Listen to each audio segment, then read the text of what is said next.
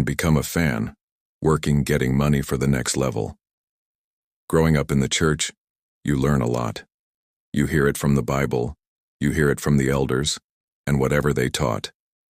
That was just the truth. There wasn't much room for questioning, because it was passed down, generation after generation, and you were expected to just accept it. That was the way things were, the foundation of what we believed. But even as a kid, I had this thought, this little flicker of something that didn't quite fit the picture they painted for us. It's a memory that sticks with me, a feeling more than a clear image sometimes, but it's always there, right under the surface. I remember being young, just a little kid, and walking around my great-grandmother's house. Her place was like a museum of a life lived. She had collected so many different things over the years, little trinkets, old furniture, pictures on the wall that told stories without saying a word.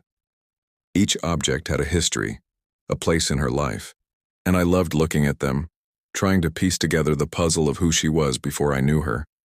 There's this one specific thing, though, that pops up in my head, a picture that puzzles me to this day.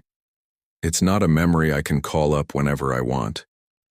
It only comes back to me when I hear or see something weird, something that doesn't quite line up with the official story we're all told. It's like a trigger for this strange, blurry image from my great-grandmother's house. The picture itself wasn't all that strange at first glance. It showed people farming, working in a village, a simple rural scene. You could see them tending to their crops, living their lives. It looked old, like a depiction of a time long past. But here's the part that gets me, the part that makes the memory so confusing. In that same picture, mixed right in with the people working the land, there were dinosaurs.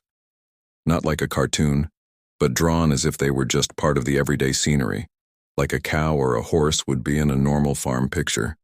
Now it could have just been a joke. Maybe it was some kind of fantasy art, a piece of fiction someone created for fun. I've thought about that a lot. But the way it felt, the way it was just there among all her other old, serious-looking things, made it seem different. It planted a seed in my mind. Our history, the history we learn in school and from the books, is really just told by someone's thoughts. It's the way they saw it, the way they chose to frame the events, or the way the story was told to them before they passed it on to us. What if the timeline is all wrong? What if the stories we think happened in a nice, neat order actually happened much earlier, or maybe even at the same time? It makes you wonder what else is just a story we've agreed to believe. This leads me to a crazy idea. I know it sounds out there, but what if we are living in a kind of double history? What if the past wasn't just one straight line, but multiple lines happening at once, and the version we got is just the one that won out? I have this feeling that we were put into a way of thinking that says there was only one group of intelligent species here on Earth, and that was us, humans. We built everything. We discovered everything.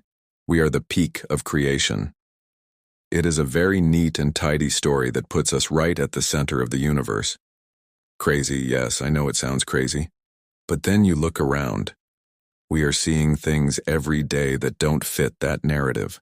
There are discoveries being made, ancient sites with technology we can't explain, stories from old cultures that talk about sky gods and strange beings.